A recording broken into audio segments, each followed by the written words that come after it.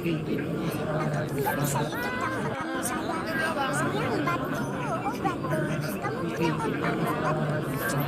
Batu, kamu punya akal dan pikiran nggak batu? Oh batu, ampuni dosa-dosaku batu.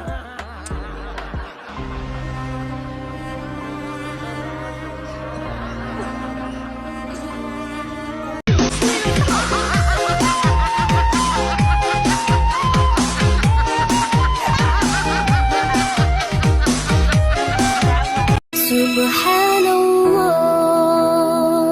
walhamdulillah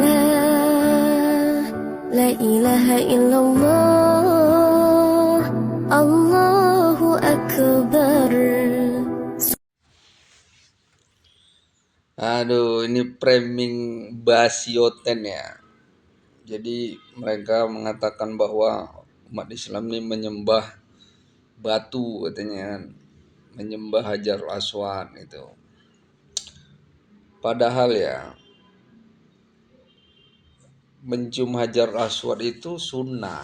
Jadi kamu harus pahami dulu ya, di dalam Islam itu ada yang disebut wajib, ada yang disebut sunnah, ada yang makruh, haram ya.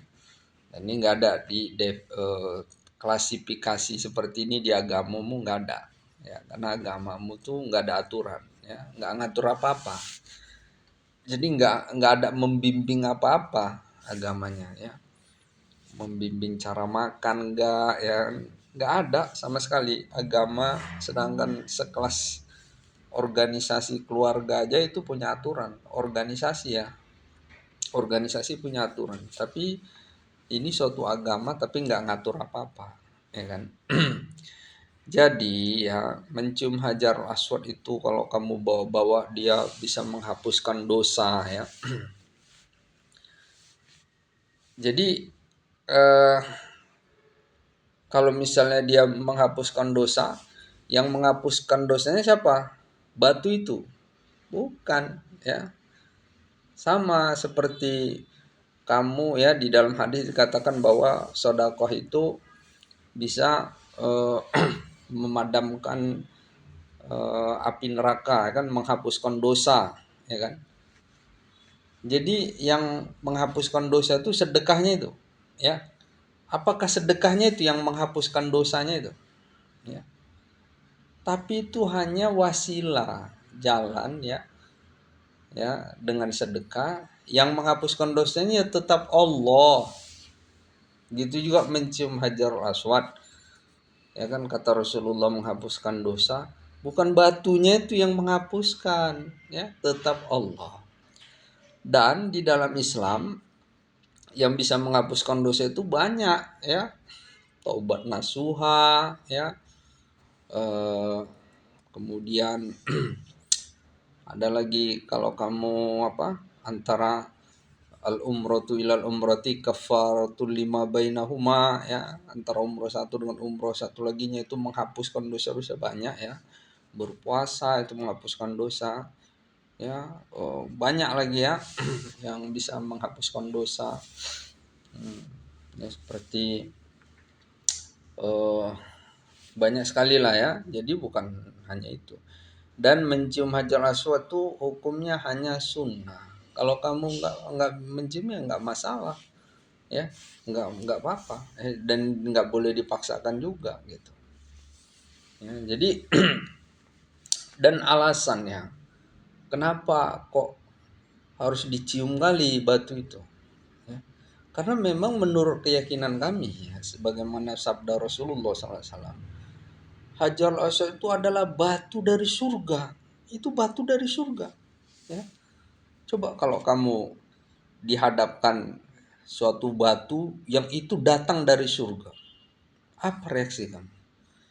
Maka ketika orang Islam mencium, itu suatu yang lumrah ya. Dan itu adalah batu yang dibawa oleh Nabi Ibrahim dan Ismail, yang istilahnya diletakkannya, yang dipegang sama orang tuh, dipegang oleh Nabi, bapaknya para Nabi ya. Jadi nggak ada masalah, kamu punya batu akik cantik aja kamu cium-cium gitu ya.